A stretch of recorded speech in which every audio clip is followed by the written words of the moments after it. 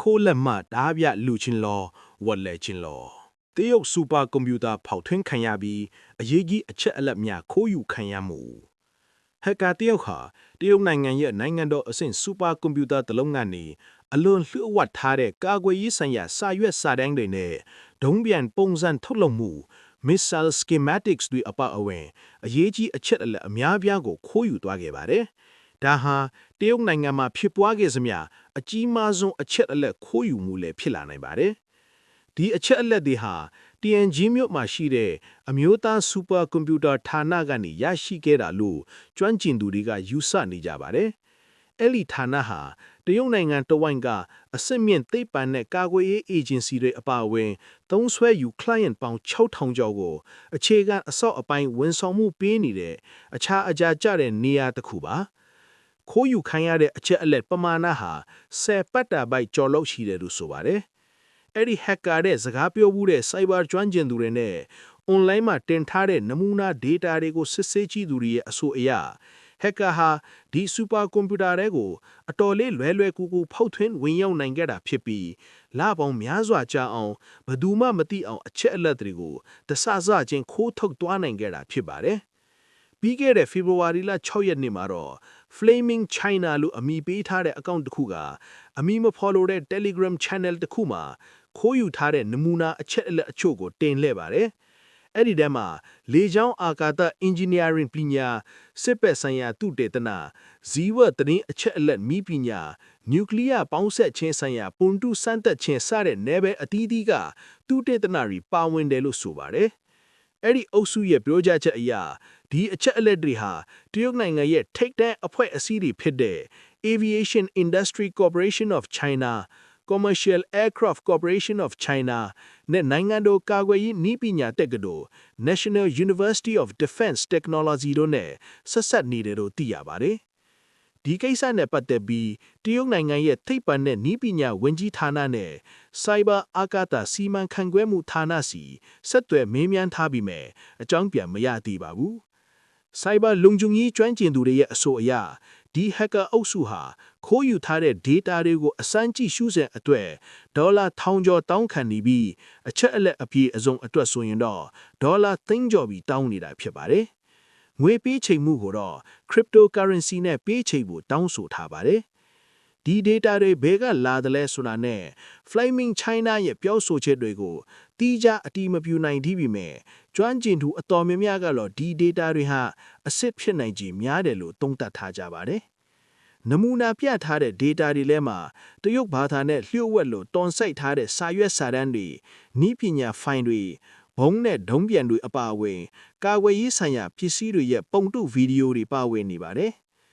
ဒါတွေဟာစူပါကွန်ပျူတာဌာနတစ်ခုမှာရှိနေရမယ့်အရာတွေပါပဲလို့တရုတ်အရေးအကျွမ်း Sentinel-1 Cyber လုံခြုံရေးကွန်ပျူတာကအကြံပေးတကိုတာခါရီကပြောပါတယ်။စူပါကွန်ပျူတာတွေကိုကြီးမားမားတွက်ချက်မှုတွေလုပ်ဖို့သုံးကြတာပါ။ဒီ hacker တွေတင်ထားတဲ့နမူနာတွေကိုကြည့်ရင်ဒီစူပါကွန်ပျူတာဌာနမှာဘလောက်များပြားလာတဲ့အဖွဲ့အစည်းတွေလာပြီးဝန်ဆောင်မှုယူနေကြတယ်လဲဆိုတာကိုမြင်နိုင်ပါတယ်လို့သူကထပ်မံပြောပါတယ်။ဒီလိုအဖွဲ့အစည်းအတော်များများကကိုယ်ပိုင်စူပါကွန်ပျူတာအဆောက်အအုံတွေတိစောက်ထားဖို့ထက်ဒီလိုဗဟုလဌာနတွေကိုပဲအားကိုးကြတာဖြစ်ပါတယ်။ထောက်လန်းစီရတန်ဖို့Tianjin စူပါကွန်ပျူတာဌာနဟာ2009ခုနှစ်မှာစတင်ဖွင့်လှစ်လိုက်တာဖြစ်ပြီးတရုတ်နိုင်ငံရဲ့ပထမဆုံးစူပါကွန်ပျူတာအခြားဌာနလည်းဖြစ်ပါတယ်။အခုဆိုရင်ကွမ်ကျူးရှင်ဂျင်ချန်တူစာရာမြို့ခေတို့မှာလည်းအလားဆောင်ဌာနတွေရှိနေပါပြီ။ Cyber လုံခြုံရေးသုတေသနပညာရှင် Mark Hofer ရဲ့အဆိုအရဒီလောက်ကြီးမားရဲ့ data ပမာဏဟာတရုတ်နဲ့ပြိုင်ဘက်ဖြစ်တဲ့နိုင်ငံခြားထောက်လန်းစီအဖွဲ့တွေအတွက်အလွန်ဆွဲဆောင်မှုရှိနေမှာဖြစ်ပါတယ်။ဒီလောက်များတဲ့ data တွေကိုစစ်ထုတ်ပြီးအသုံးဝင်မဲ့အရာကိုရှာနိုင်စွမ်းရည်ရှိလာကအင်အားကြီးနိုင်ငံတွေရဲ့ထောက်လန်းစီတွေပဲရှိနိုင်ပါတယ်လို့သူကဆိုပါတယ်။ပမာဏကိုနိုင်ရှင်ပြရရင်တပက်တာဘိုက်ဟာတယ်ရာဘိုက်1000ကျော်နဲ့ညီပါတယ်။တာမန်အရေးအသွေးရှိတဲ့ laptop တစ်လုံးမှာအချက်အလက်1 terabyte လောက်ပဲဆန့်တာပါ။တရုတ် cyber လောက data တွေပေါက်တွက်သွားပြီးချက်ချင်းရောင်းချသွားတာမျိုးတွေကျွန်တော်တွေ့ဘူးပါတယ်။ဒီစူပါကွန်ပျူတာဌာနက data တွေကိုစိတ်ဝင်စားမဲ့အစိုးရတွေကမ္ဘာမှာအများကြီးရှိမှာပါ။ဒါပေမဲ့ အဲ့ဒီအစိုးရတွေတဲကတချို့လဲဒီ data တွေကိုသူတို့လက်ထဲရနေစားဖြစ်တာလဲဖြစ်နိုင်ပါတယ်လို့ Curry ကပြောပါတယ် hacker ကဘလို့ဖောက်ထွင်းခဲ့တာလဲ Telegram ကနေ hacker နဲ့ဆက်သွယ်နိုင်ခဲ့တဲ့ Hofer ရဲ့အဆိုအရအဲ့ဒီ hacker ဟာ Tianjin supercomputer တွေကို VPN domain တစ်ခုမှရှိတဲ့အားနည်းချက်ကနေဝင်ရောက်ခဲ့တာလို့ဆိုပါတယ်အထဲရောက်သွားတာနဲ့ botnet လို့ခေါ်တဲ့အလိုအရောက် program တွေကိုတုံးပြီးအချက်အလက်တွေကိုစတင်ခိုးယူခဲ့တာပါဒီ10 petabyte ပမာဏရှိတဲ့ data တွေကိုခိုးထုတ်ဖို့6လလောက်အချိန်ယူခဲ့တယ်လို့ hacker ကပြောပါတယ်Curry ရဲ့အမြင်မှာတော့ဒီနီလန်းဟာနီးပညာပိုင်းတစ်ချက်အချက်ခလက်လက်မဟုတ်ပဲ system ရဲ့ဖွဲ့စည်းပုံအားနည်းချက်ကိုအသုံးပြုသွားတာဖြစ်ပါတယ်။ data တွေကိုနေရာတစ်ခုတည်းကနေအများကြီးတပြိုင်နက်ဆွဲထုတ်တာမျိုးမဟုတ်ပဲ server အများစီခွဲပြီးတဆဆအချင်းခိုးထုတ်သွားတာဖြစ်ပါတယ်။ဒီလိုလုပ်တော့လုံခြုံရေးပိုင်းကသတိမထားတော့ဘူးပေါ်လို့သူကရှင်းပြပါတယ်။ data အနည်းငယ်စီနေရာအညံ့ထပ်သွားတာကိုသိဖို့ဟာdata အများကြီးတနေရာကိုထပ်သွားတာကိုသိဖို့ထက်ပိုခက်ပါတယ်။အားနည်းချက်များတကယ်လို့ဒါဒီဖောက်ထွင်းမှုဟာအစ်စ်ဖြစ်ခဲ့ရင်ဒါဟာအမေရိကန်နဲ့ယင်ပေါင်တိုင်ပြီးနီးပညာနဲ့ AI လောကမှာထိပ်တန်းရောက်ဖို့ကြိုးစားနေတဲ့တရုတ်ရဲ့နီးပညာအခြေခံအဆောက်အအုံမှာကြီးကြီးမားမားနဲ့အားနည်းချက်ရှိနေတဲ့ဆိုတာကိုပြနေတာဖြစ်ပါတယ်။တရုတ်ရဲ့အစိုးရနဲ့ပုဂ္ဂလိကကဏ္ဍနှစ်ခုလုံးမှာ cyber လုံခြုံရေးဟာကာလရှည်အားနည်းချက်တစ်ခုဖြစ်နေခဲ့တာဖြစ်ပါတယ်။2021ခုနှစ်တုန်းက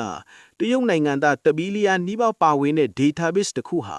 online မှာလုံခြုံရေးမရှိဘဲတစ်နှစ်ကျော်ကြာပွင့်နေခဲ့ပါတယ်။2022ခုနှစ်မှာ hacker တရုတ်ကဒီ data တွေကိုရောင်းချဖို့စ조사တော့မှသာလူတွေတိခဲ့ကြတာဖြစ်ပါတယ်။သူတို့ရဲ့ cyber လုံခြုံရေးဟာအဖွဲ့အစည်းအတော်များများမှာအချိန်အတော်ကြာလုံးအားနည်းနေခဲ့တာဖြစ်ပါတယ်။